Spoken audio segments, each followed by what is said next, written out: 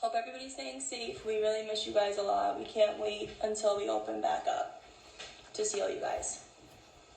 Alright, we have some followers, so we can get started now. So the first thing I'm going to do is I'm going to show you a little kind of mini lesson about different colors, using things around the house to work on WH questions, to work on vocabulary, expressive and receptive language. You can do follow the directions.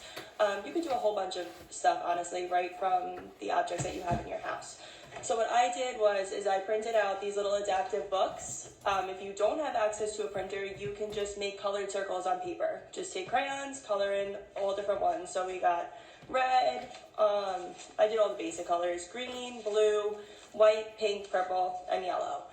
From there, what I did is I went around and collected things in my house that correspond to these different colors. So I took a purple marker, a blue block, a red card, a yellow car, a green ball, a pink stuffed animal, and a white shoe. So clearly, I wasn't able to go back to my classroom to get any of my materials, so I'm working with the bare minimum of what's in my house right now. So what we're going to do first is we have each of our mats. I know you can't really see the table, but I have all of the mats laid out. So if you were working with your child at home, you don't need to have all of them out at once. You could do 2 or 3 at a time, depending on, what level they're at. If they're good with colors, you can give them more choices. If they're not so great with their colors yet, just start with 2 or 3, and it'll be fine. So we'll start with just blue and green. We'll take away the other ones. So what you would do in a way to work on colors and vocabulary is you would give them 3 objects. So you're going to put the ball, the stuffed animal, and the car, okay? So you have green, pink, and yellow, and your 2 choices are green and blue. So you're going to say, show me which one is green. Your child picks up the green ball, you match it to the green mat, and then you take the other ones away. It's always good to give a lot of verbal praise, give very specific praise as to what they're doing. Good job finding green, you found the green ball. If you're working on colors, emphasize using the colors in your feedback. So you would go through each one. You could do the same thing with the blue. Give them, 3 different things. Mix up the field. Show me blue. If they happen to pick up yellow, let's say, ooh, look at the rain. The rain is blue. Let's find the one that matches. Then they pick up the blue block, match it there, and you got another one. Other things that we can do with those, so that's basically just working on matching picture to object. When you're done and they're pretty proficient with that, they're able to do that, you can give them just the objects without the picture mats. So you have your 3 objects. If it's 3 is too overwhelming, cut it down to 2. You say, show me which one is green, and they pick up the green ball. From there, you can talk about the ball. What do we do with the ball? We throw the ball, we catch the ball, anything like that. All those different WH questions that you can go into. And then you work on, instead of matching picture to object, you work on just matching the object to the verbal prompt of the color.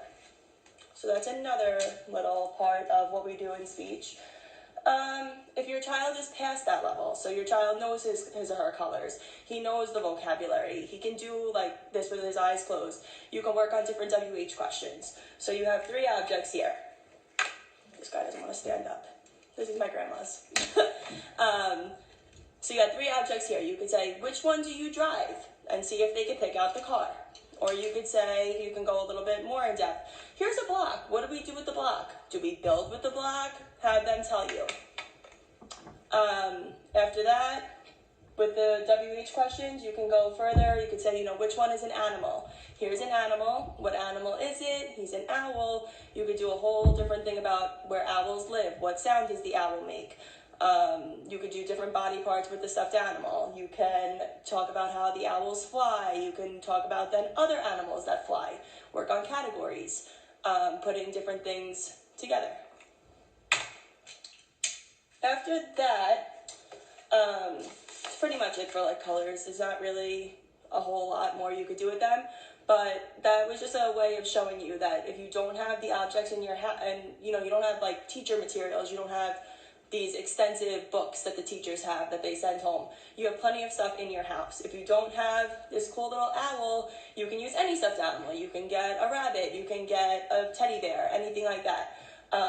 You don't have to use a block. You can go get a blue cup if you have it. If you don't have a toy car, you can use something that's yellow. Also, if the weather ever decides to get nicer, you can go on a walk and do this activity outside. So that's what I sent home to my kids at school, was to do, like I said, if the weather ever gets nicer, stay socially distanced, stay 6 feet away from everybody, and go on a nature walk. Take your color mats or the colors that you made and go outside and find things that correspond to the different colors. So you can go out and look at the trees. They have green leaves. You can look at the sky. The sky is blue. You could find somebody with a nice garden who has a purple flower. You can go find a red leaf or a red flower. Anything outside. Don't bring those things home though, because they're probably contaminated. Just take pictures of them or something. Moving on, we're going to do a different lesson. A lot of people tend to have a Mr. Potato Head at home. I have one in my car. That's literally the only thing I got from my school, is because I take my Mr. Potato Head back and forth between school and the office. With Mr. Potato Head, we work on mostly body parts and following directions. So first, I only use the very basic parts. I don't go into the glasses or the hat or anything when we're doing body parts. So it's just feet, eyes, ears, hands, nose, mouth. Where's my mouth? Mouth. Here we go. And the mouth. Again, you want to start with just a field of 2 or 3, unless, again, your child is really proficient with body parts, they've been doing this in school, so he or she knows them, then you can give them the whole thing, and you could work on doing different, you could work on the 5 senses. Which part of our body is used to smell? And then give them the range of 5. We smell with our nose, so we put the nose on. Or you're going to tell them, you know, put on the part of our body that's used for walking. They're going to give you the feet. So now you're incorporating following directions into answering questions, and you're also working on not only body part awareness, but you're working on senses and what each body part does. Then you would go forward again. If your child does not know his or her body parts yet, or they're just emerging with that skill, then you work on having 2. Give them 2 parts. Show me the eyes, and then they pick from either one. If they get it correct, great. Have them put the eyes on. Again, give them very specific praise that, you know, good job putting on eyes. You found the eyes. Eyes are to see. Everything like that. Then you do it again. Same thing. Show me the hands. And you get the hand, they put it on. So, you know, putting it on and picking up the toys and picking up each piece really helps give, like, the mind and the brain the connection that it needs to remember each body part. Then you just go on, you could put on the mouth, his other hand, and his ears. If you don't have a Mr. Potato Head at home, there's no reason why you can't use your own body. So you can do a song like Head, Shoulders, Knees, and Toes. You can do the One Little Finger song. If you put it on YouTube, you could follow along with it. That goes through all the body parts. There's a ton of books, even if you don't have any in your home. If you have access to a computer, you can Google body part books. They do it on YouTube. They read it. They go over it. A good thing to do if you are using the tablet or computer option is to pause at each body part. Pause the video. Look at the eyes on the screen. Have your child point to his eyes. Point to your eyes. Everything like that. That's going to really, you know, sink it at home. Because when they're watching on the computer, the joint attention isn't always there. They could be distracted. They can be just, you know, fixated on the computer. They're not going to make that connection that, oh, that boy on the computer has eyes. I have eyes too. Mommy has eyes. Daddy has eyes. Everything like that. So you want to make sure that you always incorporate having them actually move their hands to each body part. I'm trying to think of some other good books for body parts, but it's kind of, if you have the game, there's another game, it's called Howie's Owies, where you have Band-Aids. So that's another game. If you can get your hands on that, or you happen to know somebody who has it, that's great for doing body parts, because you can put all the Band-Aids on it. You can also do that right at home with yourselves. You can use stickers, you can use Band-Aids if you want to go through them like that. Anything like that. You could say, you know, put a sticker on mommy's nose, put a sticker on your nose, anything like that. Even if you don't have stickers, whatever you have at home, just everybody's making do with what they have. As far as other home activities to do, I encourage a lot of reading. Even if you read the same book repetitively, you know, Brown Bear is really good for colors. Everybody loves The Very Hungry Caterpillar. different at-home activities, Play-Doh. Play-Doh is a huge winner with the kids. There's so much you can do with Play-Doh. I don't have any to demonstrate with you right now, but you can use cookie cutters as stencils that you have in your house. You can practice writing letters. If you take an unsharpened pencil, that's one of the activities that the OTs in my school do all the time. They flatten out the Play-Doh and they take unsharpened pencils and they work on tracing the letters. If your child is older and they're working on sounds or letter correspondence in school, that's another great thing. You can have them draw in A, apple, A. You could do their foundations work that way. You can make your own Play-Doh. There's plenty of edible Play-Doh recipes. That's great for, especially our kids on the spectrum. They love that. It's all sensory activities. It's good for following directions. It's edible. God forbid they should choose to eat it or whatever. Some kids do, some kids don't. It's totally safe. It's usually made with flour, water, oil, and I think cream of tartar. Maybe we'll do another lesson like that later on. But that gets a little messy, so just be prepared for that. You could dye it different colors. For other activities, if you look up on teacherspayteachers.com, they have a whole bunch of different adaptive books. So another thing I was going to say is that if you have a child who is nonverbal and maybe they don't have access to their device because their device stays at school, or they don't have their PECS book because they weren't able to get their PECS book back home or something, you can make the little PECS symbols to help your child communicate if they're struggling. I made these on Microsoft Word, and you just take a colored, you take the little shape thing and you make, I just did colors for today just because that's all I had time for, and my printer's running out of ink, so I had to write in all the colors. You can do these with different things. You could do them with foods. You can also take pictures of your child's favorite food at home, or your child's cup that they like to drink out of, and you can make your own symbol. You could just import them into Microsoft Word, print them out. You don't need the fancy laminating and Velcro. You just need to give them a way to communicate during this time. They are out of their routine. They don't have, their teachers with them and the support. Everything is now through online, which is a big change for everybody. But there are ways to incorporate everything at home into using it. Encourage if your child is nonverbal and maybe they don't have their device, or they don't have their PEC symbols, encourage them to use gestures. Have them use signs. So basic signs are me, or to forgive me.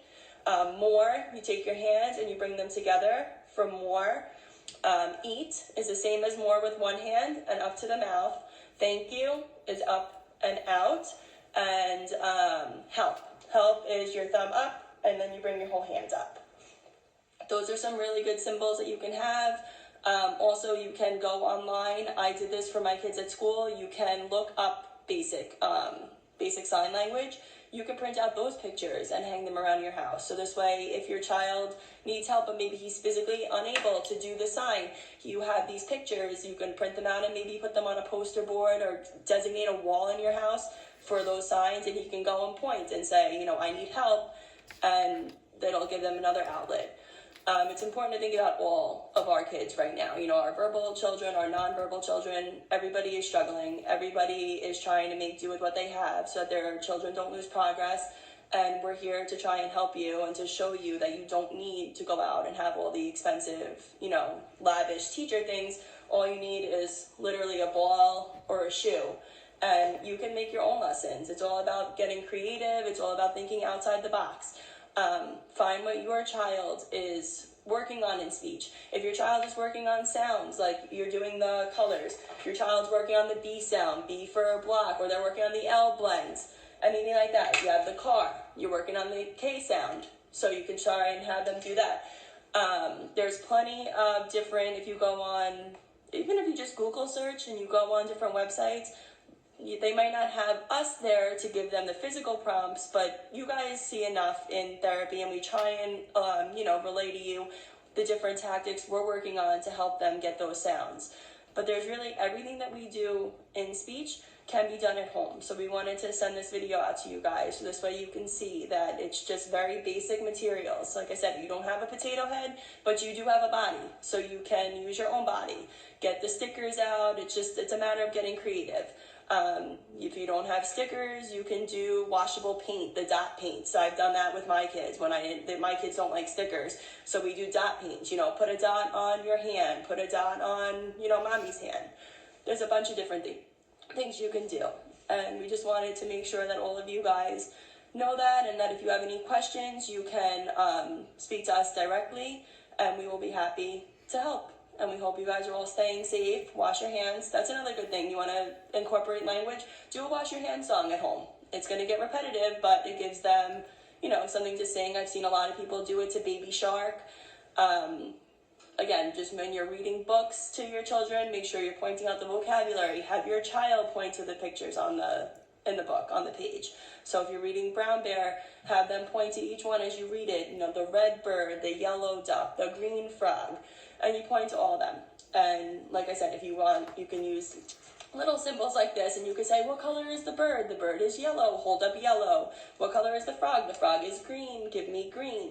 So different things like that. And like I said, I made these right on Microsoft Word. These aren't off of Board Maker. They're not off anything fancy. If you don't, again, have access to a printer, you can draw your own pecs. I mean, these are very easy to make. If you want them to work on requesting, or you want them to work on color identification, you would just make them yourself. Just get a piece of paper, draw a circle, and have them label it. If you want to get creative, or your child can read, then just have word symbols, word pecs. If you don't have access to getting the pictures, just write the words. Some of our kids are very hyperlexic, and they can read, they might not fully comprehend, but they can read the words, and therefore they would be able to request on just a simple word peck. Other than that, if you guys have any questions, please feel free to reach out to this account, and we'll be happy to answer them. I hope this was helpful, and I hope this showed you that speech can be done at home, and it can still be fun, even though we don't have our therapy materials. As an SLP, you get to learn that anything could be a therapy material. All right, we'll talk to you guys soon. Bye.